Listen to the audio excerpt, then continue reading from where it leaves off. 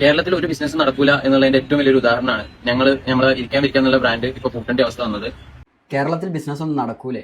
കാലിക്കറ്റ് ബീച്ചിൽ ഇരിക്കാം വിരിക്കാം എന്നൊരു ബ്രാൻഡ് നെയിമിൽ ബിസിനസ് ചെയ്തിട്ടുണ്ടായിരുന്ന ഒരു പയ്യൻ്റെ ബിസിനസ് പൂട്ടുകയുണ്ടായി.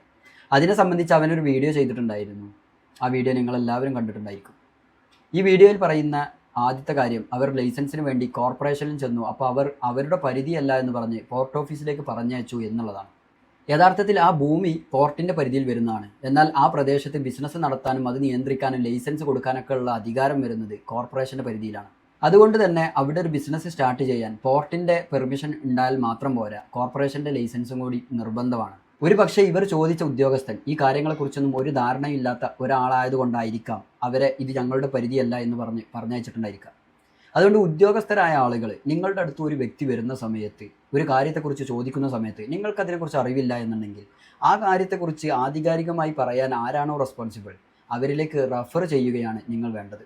നമ്മളൊരു ബിസിനസ് സ്റ്റാർട്ട് ചെയ്യാൻ പോകുന്ന സമയത്ത് നിങ്ങളൊരു പഞ്ചായത്തിലോ മുനിസിപ്പാലിറ്റിയിലോ കോർപ്പറേഷനിലോ പോയിട്ട് ആദ്യം ഈ പെർമിഷനെ കുറിച്ച് ചോദിക്കേണ്ടത് അവിടെ ഒരു വ്യവസായ വകുപ്പ് ഓഫീസർ ഉണ്ടായിരിക്കും, അയാളോടാണ്.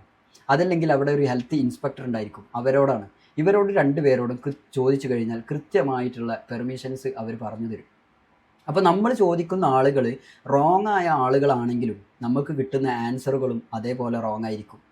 കോർപ്പറേഷൻ്റെ ലൈസൻസ് ഇല്ല എന്നുള്ള ഒരു കാരണം കൊണ്ട് തന്നെ അവരുടെ ബിസിനസ് അനധികൃത കച്ചവടമാണ് എന്ന് പറഞ്ഞുകൊണ്ട് അവരെ ഒഴിപ്പിക്കാനും സാധനങ്ങൾ പിടിച്ചെടുക്കാനൊക്കെ ഉള്ള അവകാശം അവർക്കുണ്ട്. നിങ്ങളൊരു സ്ട്രീറ്റിൽ ബിസിനസ് സ്റ്റാർട്ട് ചെയ്യാൻ ഉദ്ദേശിക്കുകയാണ്, അതൊരു മുനിസിപ്പാലിറ്റി അല്ലെങ്കിൽ കോർപ്പറേഷൻ പരിധിയിലാണെന്ന് കരുതുക.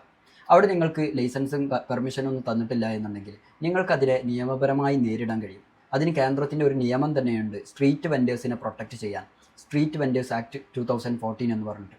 കേരളത്തിൽ ഒരു ബിസിനസ് നടക്കൂല എന്ന് ചോദിച്ചു കഴിഞ്ഞാൽ മുൻപത്തേക്കാൾ എത്രയോ ബെറ്റർ ആണ് എന്നുള്ളതാണ് എൻ്റെ അഭിപ്രായം.